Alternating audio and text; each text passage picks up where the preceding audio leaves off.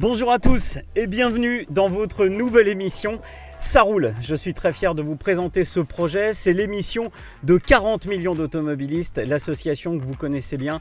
Et je suis ravi d'être à bord de cette petite Honda électrique. Électrique, oui, parce qu'elle nous permettra d'avoir moins de bruit de motorisation et de surtout avoir qu'un bruit extrêmement léger, de manière à pouvoir vous faire profiter au mieux de cette émission de radio. Ça roule, vous retrouverez cette émission, Ça roule l'émission, chaque semaine, le mercredi à 18h sur YouTube.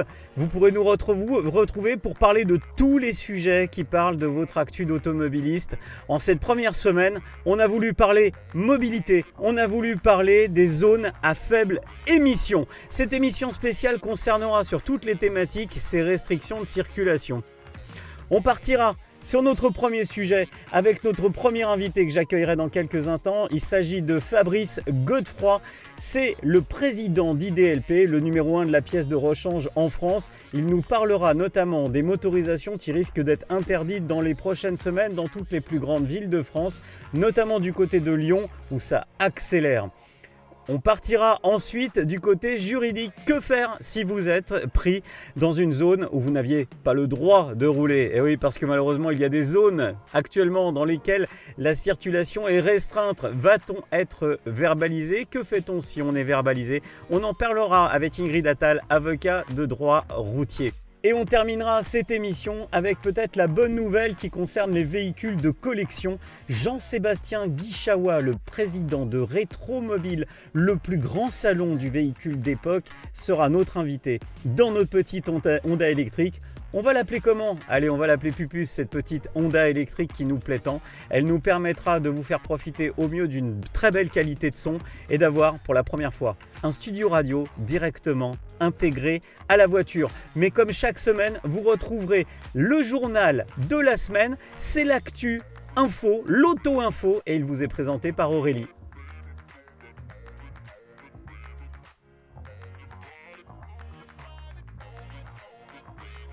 Mais comme chaque semaine, vous retrouverez le journal de l'info pour débuter cette émission. Moi, je vais mettre le contact et je vous propose d'écouter le journal de la semaine par Aurélie. Bonjour Aurélie.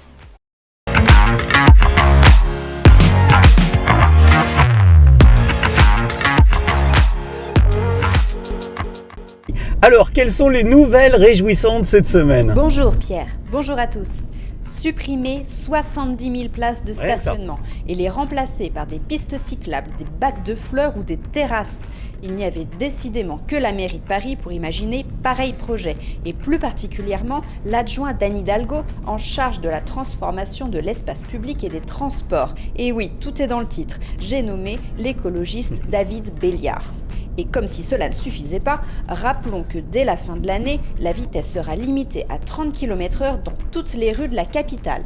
Déjà que rouler dans Paris, c'était la croix et la bannière, et que trouver une place pour se garer relève de la quête du Graal, vouloir parcourir la capitale en voiture sera bientôt aussi ardu que de partir en croisade.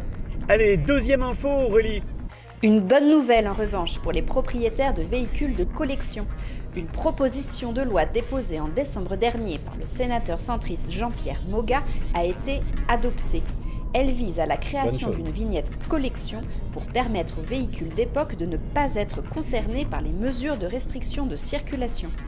Si le texte était également adopté par l'Assemblée nationale, ces véhicules âgés de plus de 30 ans pourraient continuer à rouler librement, notamment dans les zones à faibles émissions. Selon les chiffres de la FFVE, la Fédération française des véhicules d'époque, on dénombre environ 800 000 véhicules de collection en France, détenus par plus de 230 000 collectionneurs. On en reparle tout à l'heure avec Jean-Sébastien Guichawa, directeur du salon Rétromobile, qui sera ton invité, Pierre, dans le débat. Oui, on l'aura dans quelques instants dans notre voiture. Allez, on va faire un tour du côté des autoroutes, Aurélie. Une autre proposition de loi a été déposée, cette fois par le sénateur LR Bruno Retailleau. Elle fait suite à la publication d'un rapport de la commission d'enquête du Sénat, qui estime que la durée des concessions accordées par l'État aux sociétés d'autoroutes serait trop longue d'environ 10 ans au regard de leur rentabilité pour les actionnaires. En clair, le montant des bénéfices estimés à la signature des contrats pour toute la durée des concessions a déjà été atteint et ceux qui seront générés d'ici au terme des principaux contrats, qui est prévu entre 2031 et 2036, feraient figure de super profits. Le sénateur souhaite donc assurer un partage équilibré de ces bénéfices supplémentaires entre les sociétés d'autoroutes, les usagers et l'État.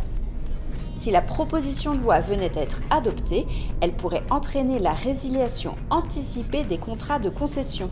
La bataille entre les sociétés privées et les élus parlementaires promet donc d'être féroce. Et on nous cache des choses du côté de la qualité de l'air aussi, Aurélie. On revient sur une nouvelle passée quasi inaperçue en début d'année. L'indice Atmo, celui qui est utilisé pour évaluer la qualité de l'air en France, a subi une modification qui n'est pas sans conséquence sur l'information délivrée au grand public. Suite à leur harmonisation avec les seuils européens, les seuils de l'indice Atmo sont devenus plus sévères. Pour faire simple, pour une quantité égale de polluants dans l'air, une qualité de l'air qui était auparavant qualifiée de bonne est devenue moyenne. Ce qui était moyen est donc devenu médiocre, et une qualité de l'air auparavant médiocre est désormais carrément qualifiée de mauvaise. Il faut donc s'attendre à voir le nombre d'alertes de pics de pollution augmenter dans les prochains mois, non pas parce que la qualité de l'air se sera effectivement dégradée, mais parce qu'on a tout simplement abaissé les seuils de vigilance. De quoi donner des arguments supplémentaires aux partisans des mesures de restriction de circulation. Pour en discuter tout de suite, Pierre, tu reçois notre premier invité, Fabrice Godefroy. Et notre premier invité, je vous propose de le recevoir dans quelques secondes. Ce sera Fabrice Godefroy, il va venir s'installer là, juste à côté de moi, dans la petite Honda électrique qui nous sert à faire la première émission entièrement consacrée aux automobilistes en direct de l'automobile. Pas mal, non? Allez, on se retrouve tout de suite avec notre premier débat.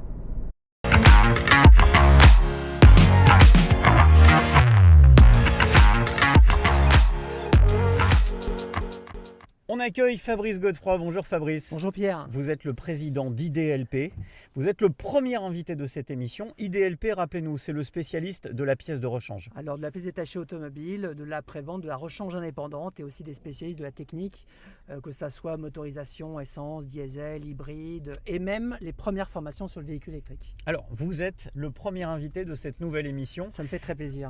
Ça roule dans l'émission des automobilistes.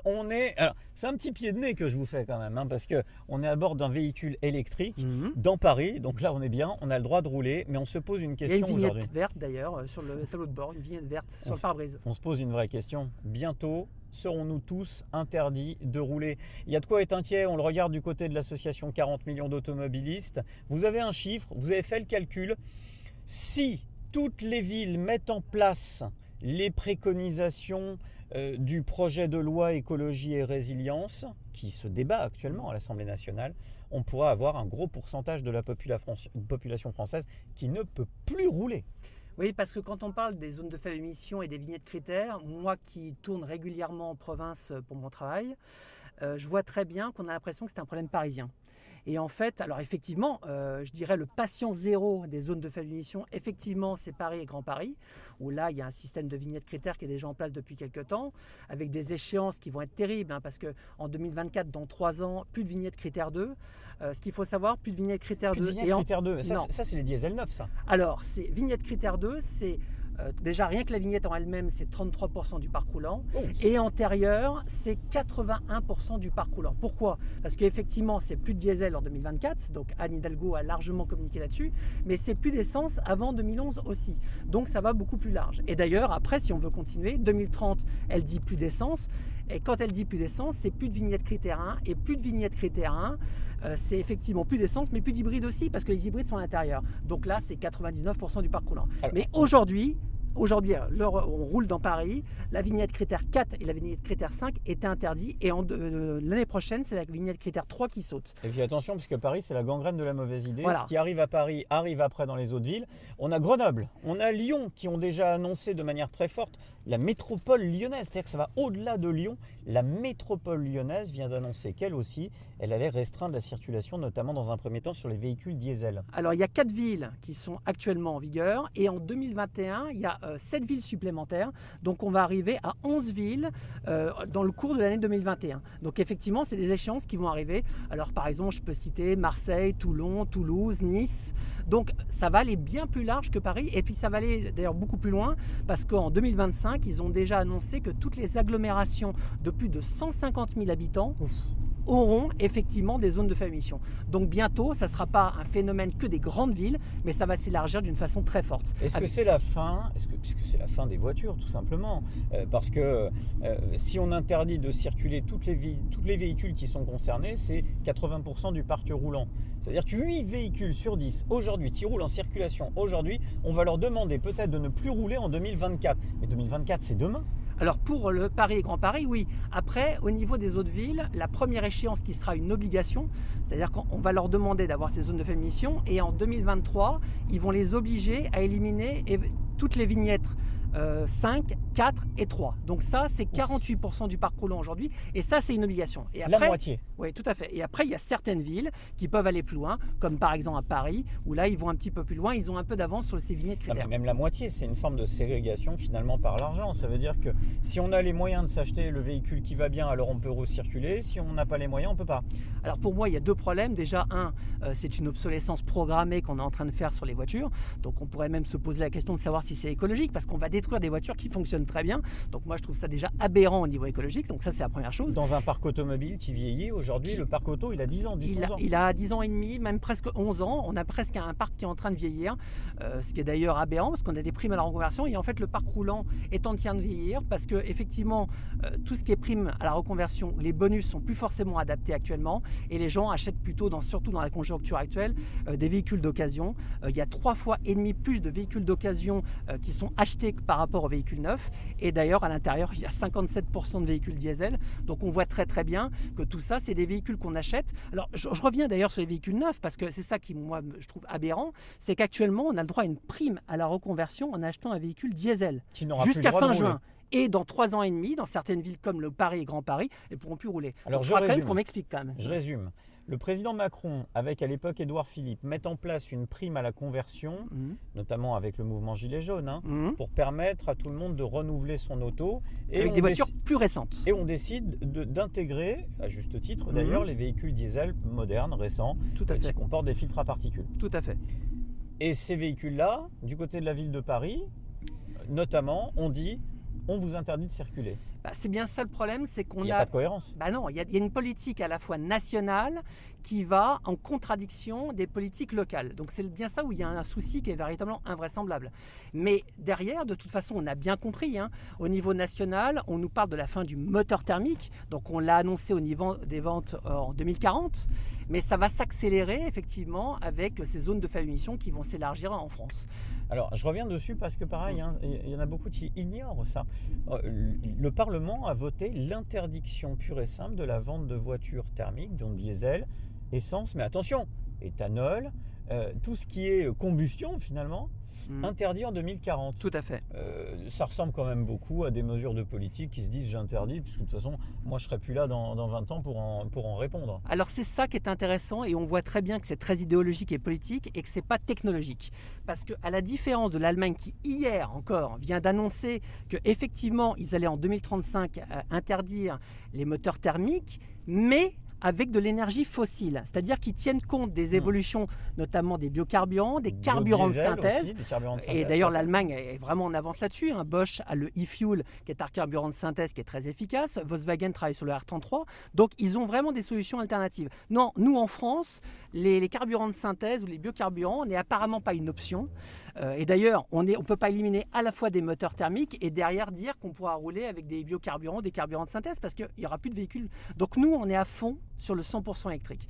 Donc ça posera d'autres problèmes. Est-ce que c'est pas juste une posture politique ? Moi je vois du côté de l'association 40 millions d'automobilistes, on a beaucoup de gens qui nous écrivent et qui nous disent « Mais ne vous inquiétez pas, ils ne le feront pas ».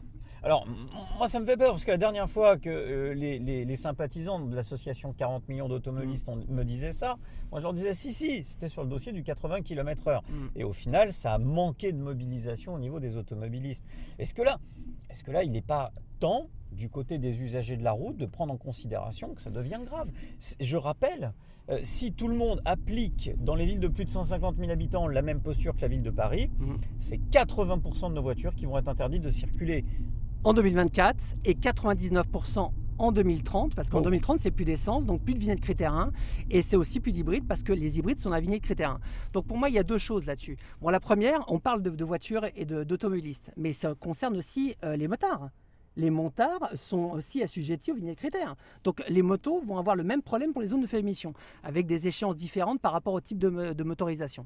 Donc ça pose déjà un problème. Et puis après, le système des vignettes critères, alors les zones de faible émission, ça existe dans d'autres pays. Sauf que nous, les vignettes critères, elles ont été inventées en 2015, elles ont été appliquées en 2016 par Ségolène Royal, mais depuis, il n'y a pas eu une évolution des vignettes critères. Donc c'est ça qui pose un problème. C'est-à-dire qu'on fait évoluer tous les 2-3 ans une nouvelle norme pour les constructeurs, mais derrière, on n'en tient pas compte sur les vignettes critères. Donc à un moment, c'est pas possible. Donc peut-être qu'une pirouette politique sera jouable, c'est-à-dire avec un changement des systèmes de vignettes critères au moment de l'échéance et qui permettra jouable pour le président Macron d'entrer en campagne présidentielle dans un contexte où il a eu les gilets jaunes, le 80 km/h, les taxes sur les carburants, la crise sanitaire, et puis derrière tout simplement l'interdiction de circuler dans certaines communes de France. Il va bien être obligé de réagir, le président de la République. Je pense qu'Ingrid va nous en parler tout à l'heure, mais il y a une chose qui est très intéressante sur le sujet, c'est que pour l'instant, les gens ne se rendent pas forcément compte. Ils roulent par exemple dans des villes avec une vignette critère 4 et une critère 5 dans Paris, et ils ne savent pas qu'ils n'ont pas le droit de rentrer. Donc pour l'instant, ça ne pose pas vraiment de problème. Par contre, le jour, ils vont être verbalisés. C'est-à-dire qu'il va y avoir des radars qui va identifier la vignette critère et qui va vous flasher parce que vous n'avez pas la bonne vignette critère avec la bonne voiture. Là, il va y avoir, ça sera bien pire que les gilets jaunes. Il faut quand même se rappeler que les gilets jaunes, c'était l'augmentation du carburant de quelques centimes sur le prix du diesel. Ça a commencé comme ça. Là, qu'est-ce qui va se passer? On va dire à des gens, vous avez acheté une voiture avec une carte grise sans date de péremption quand même sur la carte grise quand ils l'ont achetée. Et on va leur dire maintenant, vous n'avez plus le droit de rouler avec cette voiture-là. Est-ce qu'il n'y a pas une forme d'obsolescence programmée là-dedans? C'est totalement une obsolescence programmée, c'est pas écologique, c'est évident. On a d'un côté une Assemblée nationale qui vote des textes de loi pour empêcher les fabricants de lave-linge, de radiateurs, de ce que vous voulez, de blanc comme on dit, de mettre en place une obsolescence programmée pour renouveler le matériel au bout de 8 ans, parce qu'on trouve ça anormal de changer son lave-linge tous les 8 ans. En revanche, la voiture, il faudra la changer tous les ans. C'est exactement ça. C'est-à-dire qu'on va détruire des voitures qui fonctionnent très très bien parce qu'ils n'ont pas la bonne vignette critère. Donc effectivement, il y a un problème social, il y a un problème écologique. Et cette obsolescence programmée est presque insupportable. Et puis à côté de ça, Fabrice, on a un gros problème.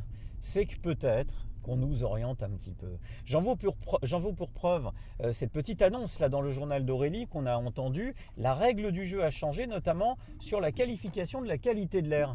Ce qui était bon il y a un an, aujourd'hui c'est moyen. Ce qui était moyen il y a un an, aujourd'hui c'est médiocre. Et ce qui était médiocre aujourd'hui, c'est carrément mauvais. Comment s'est fait ce petit changement dont personne n'a parlé ? Alors il y avait déjà eu un changement en 2012 et on avait changé le curseur en fait des analyses faites par les organismes de qualité de l'air, c'est-à-dire Atmo France, Air Paris. Et en 2012, il y avait déjà eu, le taux avait été abaissé de 30%, le taux d'alerte. C'est-à-dire qu'on avait des déclenchements de pollution et d'ailleurs il y avait eu beaucoup plus de pics de pollution après, non pas parce que la qualité de l'air s'était dégradée, et ce qui est complètement faux, parce qu'on sait que ces 10 dernières années, la pollution de l'air s'est largement améliorée partout et notamment à Paris aussi, mais c'est parce que le critère avait changé. Et là, rebelote, on recommence là à partir de cette année, on a changé les critères, on les a abaissés et on a rajouté des polluants qui n'étaient pas dans la boucle jusqu'à maintenant, et notamment sur les particules PM2,5 qui maintenant font partie des analyses de qualité de l'air, alors qu'avant on s'arrêtait au PM10. Donc effectivement, alors moi ça ne me choque pas. Les PM2,5 sont les particules les plus fines, celles qui sont classifiées comme les plus dangereuses pour notre santé. Finalement. Oui, on pourrait aller même plus loin parce qu'elle est 23 nanomètres, donc on pourrait aller encore plus loin, mais c'est effectivement sur les analyses qui sont faites, PM2,5 et PM10 sont des particules extrêmement plus fines. Mais effectivement, on s'aperçoit bien que quand on change la règle du jeu, forcément, on va avoir plus d'alertes. Donc c'est ça qui n'est pas très honnête. Le fait pourquoi ils ont changé? Parce que c'est pour s'adapter aux normes européennes. Donc ça ne me choque pas jusqu'à là. Par contre, à partir du moment où on n'est pas au courant, les gens, quand ils vont écouter l'information, on va leur dire aujourd'hui qualité de l'air médiocre, alors qu'il y a quelques mois, la qualité de l'air aurait été très bonne. Et en fait, c'est le changement de critères qui a changé. Et finalement, on va s'habituer, on va se dire que tout est de pire en pire, alors que finalement les choses s'améliorent. Sur quoi vous vous basez quand vous dites partout, on vous a souvent entendu dans les médias en disant la qualité de l'air s'améliore, vous venez encore de nous le dire. Et à côté de ça, on peut faire un sondage dans la rue, tout le monde pense que c'est de pire en pire. Qu'est-ce qui s'est passé? On le voit très bien, c'est pas moi qui le dis, il suffit de regarder les rapports d'Air Paris. Même Anne Hidalgo s'en vante d'ailleurs. Elle dit la qualité de l'air s'est améliorée. Oui, sauf qu'elle dit que c'est grâce à elle. Elle se l'attribue. Elle s'attribue le fait que la qualité de l'air s'est améliorée. Non, c'est pas ça. C'est que de toute façon, l'industrie s'améliore, l'automobile s'améliore. En fait, toutes les sources de pollution locale s'améliorent. Donc forcément, la qualité de l'air s'améliore. Et je vais prendre un exemple qui est frappant. Là, malheureusement, on est peut-être à quelques jours d'un reconfinement.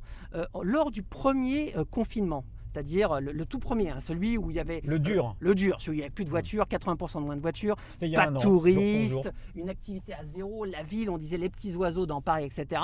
Il faut quand même se rappeler que, et ça c'est pas moi qui le dis pareil, c'est Air Paris, vous avez un communiqué de presse qui est sorti au mois de juin sur cette période-là, sur la pollution, et la pollution, accrochez-vous bien à vos sièges, la pollution sur les particules n'a baissé que de 7% pendant cette période-là. Donc on voit bien que l'automobile est un bouc émissaire facile, mais que c'est loin d'être la seule source de pollution. Donc c'est ça qui est insupportable.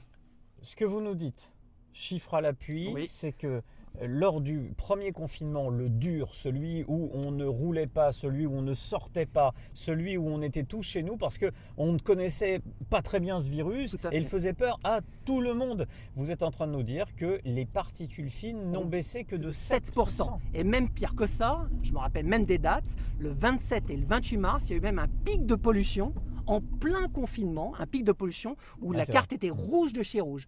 Donc c'est quand même extraordinaire. Et comment on explique ça? Parce que, alors déjà, il y a la pollution locale, donc on a dit qu'elle s'améliore. Mais les particules, notamment, c'est des pollutions qui sont volatiles. Donc par exemple, la semaine dernière, on a eu un pic de pollution qui venait du sud, et c'était une pollution du désert, on l'a expliqué, d'ailleurs ça a été relaté dans les médias.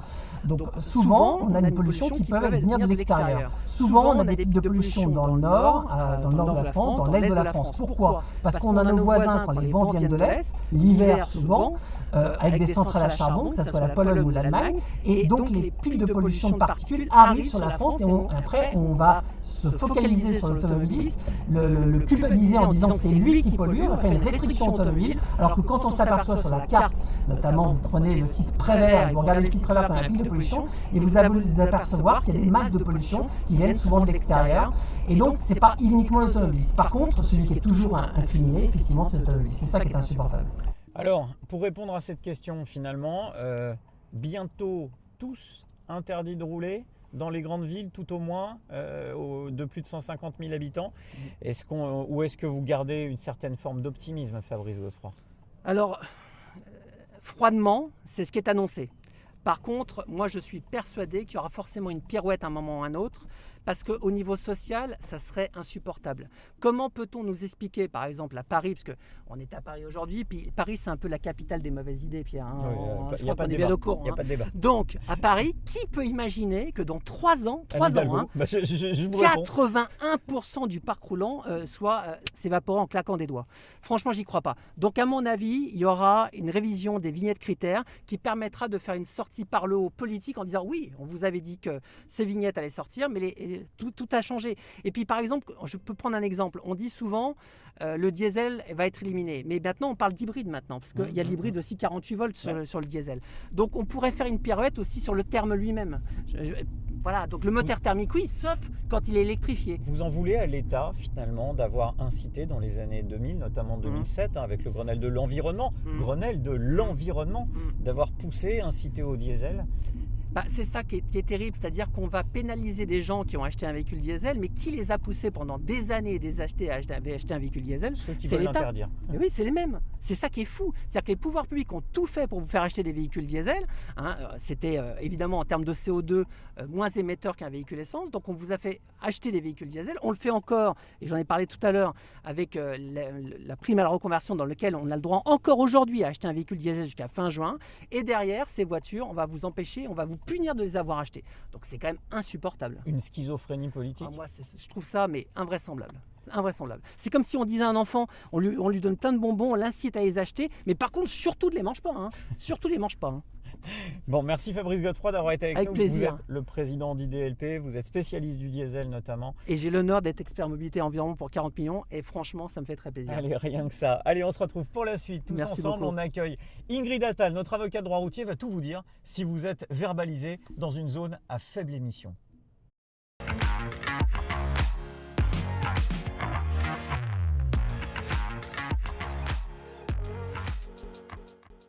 Bonjour Ingrid. Bonjour Pierre. Vous êtes avocate de droit routier et puis on va se poser 2-3 questions aujourd'hui, notamment une qui est plutôt importante. On a entendu Fabrice Godefroy juste avant. On risque d'avoir un gros souci si on circule dans des zones où il est interdit de circuler. La métropole de Lyon vient d'annoncer qu'elle va restreindre la circulation. Du côté de Paris, idem. Du côté de Lyon, idem. Du côté de Grenoble, idem.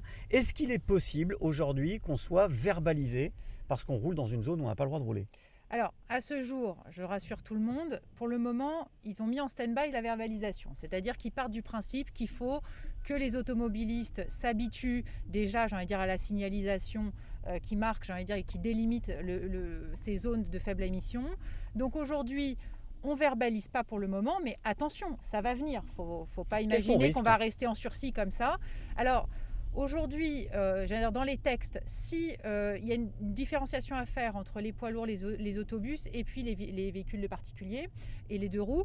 Alors, un autobus, un poids lourd qui circule dans une zone dans laquelle il n'est pas censé circuler, donc dans ces zones de faible émission, c'est une amende de la 4e classe, 135 € d'amende.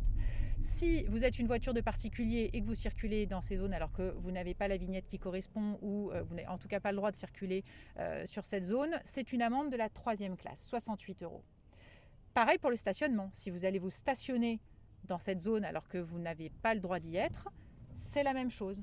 Donc, pour le moment, il n'y a pas de verbalisation puisque les gens ne sont pas vraiment encore habitués, j'ai envie de dire, à ces zones-là et puis à la présence même du visuel des panneaux, puisqu'il faut quand même rappeler que dans ces zones, il faut qu'on ait des panneaux en amont. Ouais, parce qu'il n'y a rien pour l'instant. Hein. On ne les voit pas forcément. Là, depuis tout à l'heure, on se promène et on n'a pas vu un panneau, je crois que c'est les panneaux B26, qui informent donc de la zone, qui informent des vignettes qui sont autorisées. Un panneau B26, alors qu'est-ce que c'est que ça ? C'est un panneau rectangulaire avec un cercle rouge et puis normalement en dessous, vous êtes censé avoir, j'ai envie de dire, puisque c'est délimité dans le temps, c'est délimité sur une zone géographique bien déterminée qui est fixée par la collectivité territoriale. Et donc, vous devez avoir toutes les informations sur ce panneau qui vous permet de comprendre si vous, automobiliste, vous avez le droit de rentrer ou pas dans cette zone.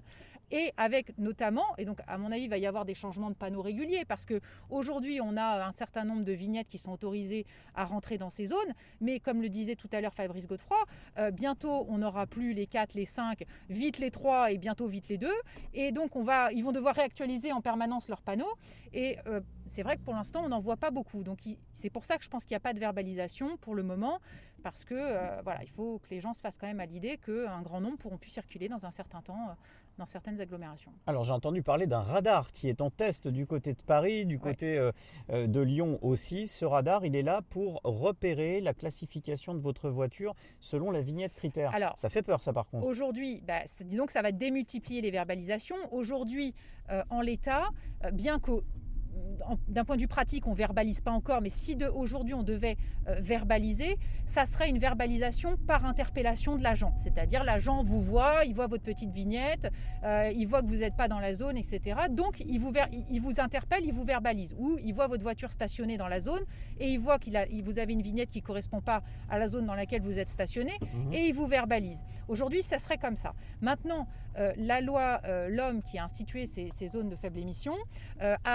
dans son article 86, a donné la possibilité d'utiliser la vidéo-verbalisation, donc qui existe pour d'autres infractions aujourd'hui, même dans la ville de Paris, mais également par un système de radar, donc par le système du contrôle automatisé.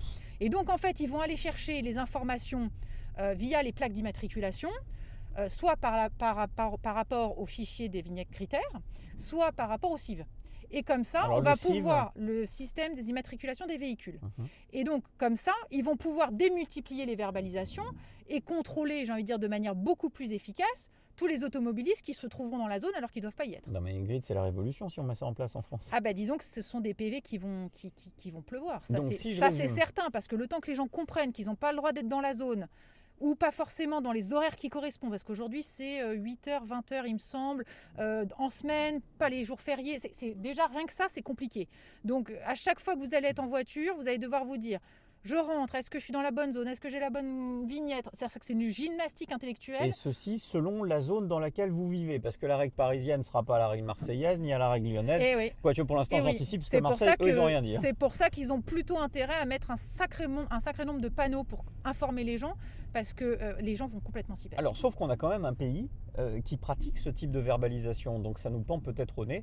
Je suis allé voir du côté de l'Italie, eux c'est sur la circulation alternée, notamment du côté de Rome, et là ils verbalisent. Je suis français, je pars en vacances à Rome, je ne suis pas forcément au courant, j'ai pas vu les petits panneaux, est-ce que je peux m'en sortir? La France est à la traîne sur ces zones de circulation restreinte ou ces zones de faible émission, on est complètement à la traîne. Il y a beaucoup de pays en Europe qui ont déjà mis en place ces zones-là. Et d'ailleurs, un nombre de touristes se font avoir l'été lorsqu'ils partent en vacances à Florence, lorsqu'ils partent en vacances à Rome, et qui rentrent chez eux et que quelques mois plus tard, surprise dans le courrier, ils retrouvent un PV dans la ville en disant « mais j'avais pas le droit de circuler à cet endroit-là ». Et le problème, c'est que ça les rattrape parce que on peut pas contester à distance. Ils ont en tout cas l'Italie qui a des accords, j'allais dire avec la France, peut vous adresser le procès verbal, le PV pour une infraction que vous avez commise en Italie pendant vos vacances. C'est tout à fait possible. Et on doit payer. On doit payer sur le principe. J'ai envie de dire que oui, mais après on peut aussi faire le mort et puis attendre que peut-être à un moment on nous rattrape. Alors si vous relouez un véhicule ou si vous recirculez en Italie, que vous faites interpeller et qu'on se rend compte que vous avez une ardoise, si je puis dire, en Italie pour ce type de PV, on peut vous immobiliser le véhicule. Et là ça peut faire mal. Maintenant c'est vrai que si vous avez un PV, parfois ils envoient le PV, ils envoient une relance et puis parfois ça s'arrête là. Mais j'ai déjà vu des gens se faire appeler par le commissariat d'à côté de chez eux en disant bonjour monsieur, vous avez un certain nombre de PV suite à un séjour que vous avez fait en Italie, et puis parfois ça vous rattrape, mais c'est pas toujours le cas.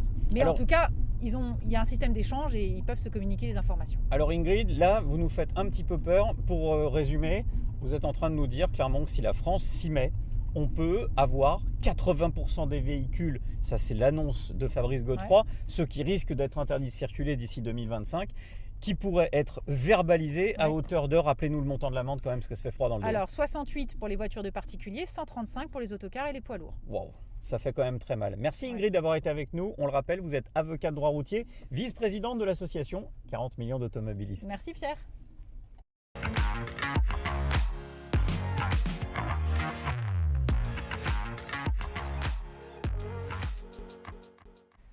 Allez, on accueille notre dernier invité, Jean-Sébastien Dichawa au micro. On est ravis de l'avoir dans l'auto. Alors, on va bien boucler sa ceinture.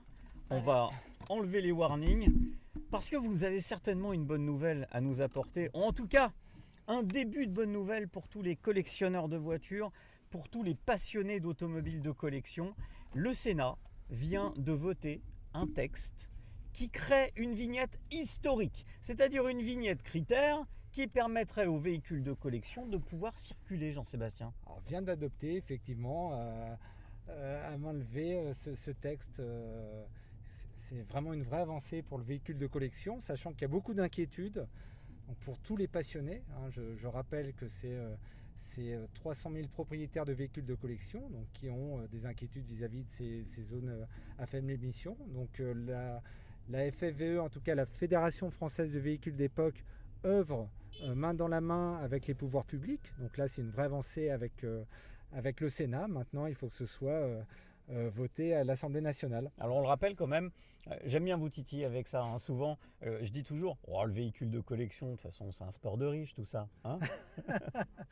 Non, c'est le véhicule de collection, c'est populaire, il faut le rappeler. 80% des véhicules de collection sont des véhicules à moins de 10 000 euros.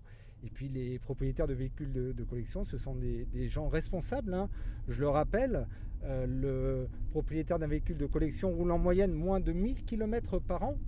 Oui, donc il n'y avait pas une utilité profonde à leur interdire la circulation. Exactement, l'empreinte carbone d'un véhicule de collection est infinitésimale. C'est moins d'un pour cent des véhicules de collection par rapport au parc automobile français. J'ai vu quand même cette disposition du Sénat qui dit, bon, alors une dérogation pour les véhicules de collection, mais attention, pas pour les trajets domicile-travail. Tout à fait. Pas domicile-travail, ça reste un loisir. Donc ça me paraît en tout cas logique, pas domicile-travail, ce qui est le cas pour les véhicules de collection qui ont un certificat de collection actuellement. Alors ça, c'était pour la bonne nouvelle de la semaine et tous les collectionneurs sont très heureux. Je me doute que pour vous, la semaine a été plus complexe avec notamment une annonce qui m'a fait de la peine aussi parce que je sais que vous avez beaucoup œuvré dessus. C'est le report définitif du salon Rétromobile à avril 2022. Février 2022. On retrouve les vraies dates. On retrouve les dates originales du salon. C'est la première fois depuis 1976 que le salon n'aura pas lieu. Donc c'est triste, mais au final on devait reporter le salon du 2 au 6 juin. Après, 3 mois avant, la situation sanitaire est encore bien obscurcie, donc la décision me semblait légitime par rapport à tous les exposants. Notamment les Il y avait une vraie attente du côté des exposants pourtant. Cette année, c'était peut-être la grande année de Rétromobile, la vraie grande année, parce qu'il n'y avait pas eu de salon de l'automobile. Le dernier salon auto qui reste en France, c'est Rétromobile, c'est le salon du véhicule qu'on aime, de la petite choupette de collection, de la petite 53 de chez Coccinelle. Finalement, c'est la voiture à côté de laquelle on se prend aux photos quand on est en vacances avec nos enfants.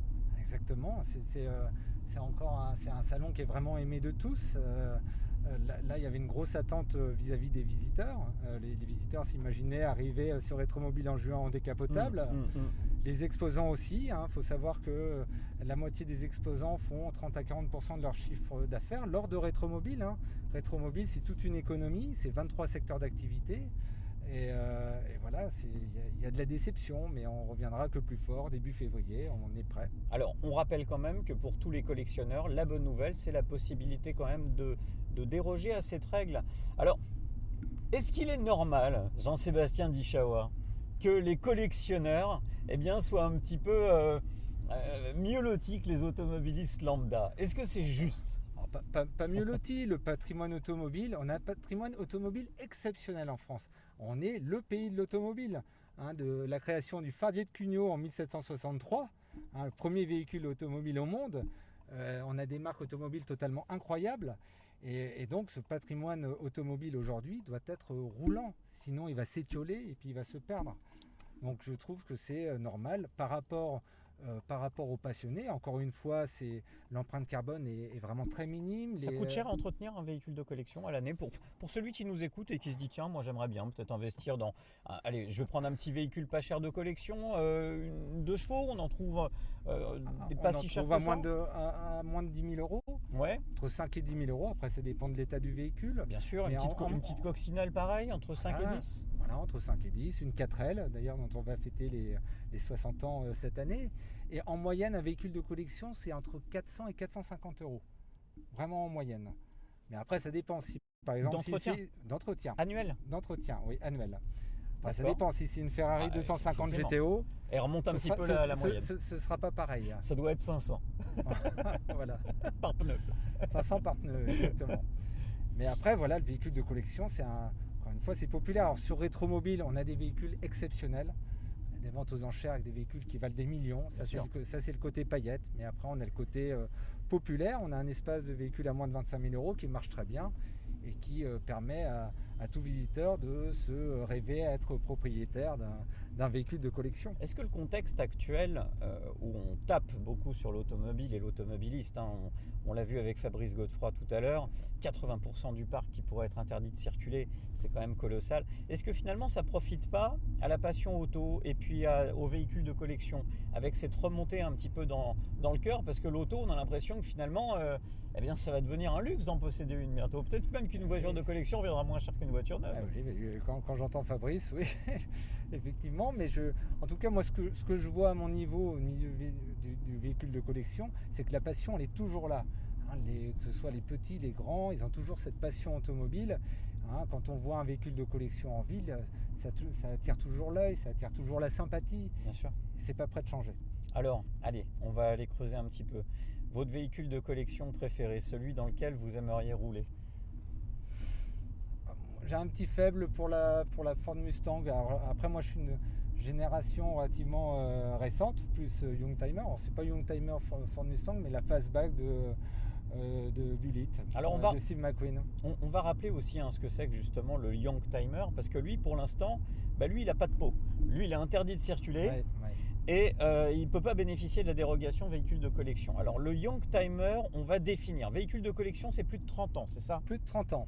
Ça se fait systématiquement, automatiquement, ou il faut faire une demande préalable? Après, il faut faire une demande pour être véhicule de collection. Il faut faire une demande auprès de la FFVE pour obtenir un certificat collection. Alors ça, c'est la Fédération Française des Véhicules d'Époque. Oui, tout à fait. Fédération Française des Véhicules d'Époque. Et puis, ce qu'on appelle Youngtimer, j'ai envie de dire, c'est la 205... Véhicule des années 90. Voilà. Mon premier véhicule, une 205 Junior, siège engine, 4 vitesses. Je pense qu'on en a tous un petit peu rêvé de la 205. Moi, c'était la 205 Roland Garros. Quand j'étais petit, la 205 GTI, 205, ça reste véhicule mythique, donc c'est vraiment véhicule des années 90. Alors lui, par contre, il faut qu'il garde sa voiture au garage un petit temps pour pouvoir la ressortir quand elle aura 30 ans. Et oui, effectivement, s'il souhaite devenir véhicule de collection, après il y a différents critères. C'est pas parce qu'un véhicule a 30 ans et plus qu'il est forcément éligible au certificat de collection. Ah d'accord, on peut avoir un véhicule de plus de 30 ans qui ne soit pas éligible au certificat collection. Tout à fait, après il y a une commission, ça passe en commission à la FFVE. On peut imaginer que du côté du Fiat Multipla, ça va être compliqué. Ça va être un peu compliqué, oui. Même si c'est un véhicule très pratique, on le rappelle. C'est un véhicule très pratique, mais après, par exemple, ceux qui sont éligibles en véhicule de collection, je sais que cette année, par exemple, la ZX. La ZX a 30 ans. Et entre véhicules de collection. Et entre potentiellement peut-être véhicules de collection si on en fait la demande.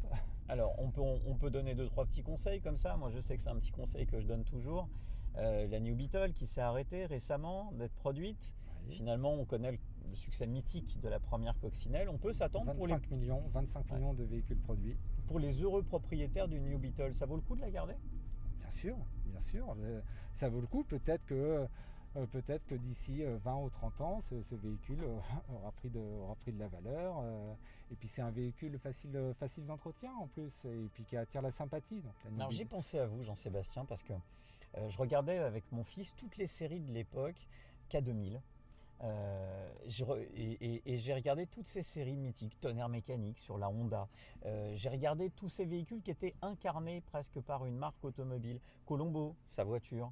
Tout le monde, chaque acteur finalement était rattaché à sa voiture. Tiens, Nestor Burma, pareil, sa voiture, pareil, sa Peugeot.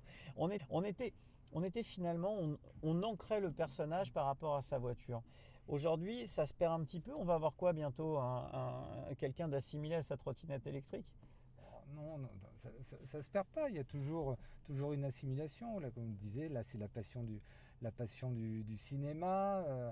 Le véhicule de collection, c'est la passion, c'est l'économie, c'est la politique, c'est le cinéma, c'est des choses qui évoquent du bonheur aux gens. Alors, pour terminer, on rappelle, le texte c'est fait, il est adopté à main levée au Sénat. Oui.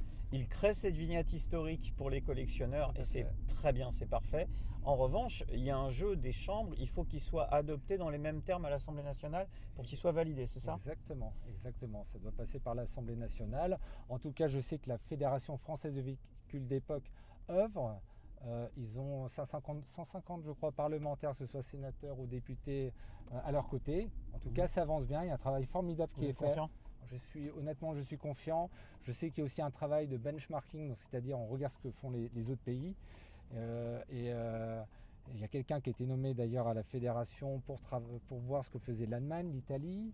Et donc il y a une vraie avancée qui a été faite dans le véhicule de collection, par exemple du côté de l'Allemagne. Et donc en France, en tout cas, je suis confiant. Je sais qu'on continuera à rouler.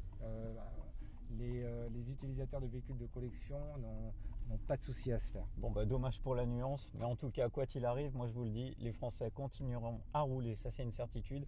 Et puis nous, on se reverra, bien évidemment, Jean-Sébastien Guichawa, merci d'avoir été à nos côtés. Merci, je rappelle, Pierre. Vous êtes le boss, le patron de Rétromobile, et on espère vraiment pouvoir revenir très vite à Rétromobile à Paris. Merci d'avoir été avec nous. Les dates sont prises du 2 au 6 février 2022.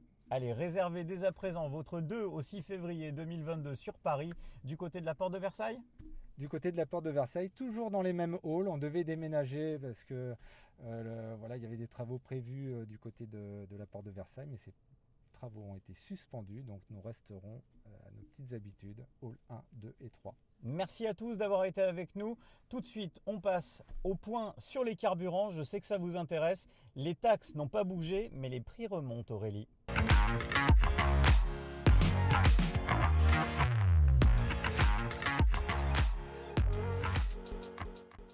Alors Aurélie, ça donne quoi cette semaine ? Cette semaine, à la pompe, on retrouve des prix équivalents à ceux d'avant la crise sanitaire.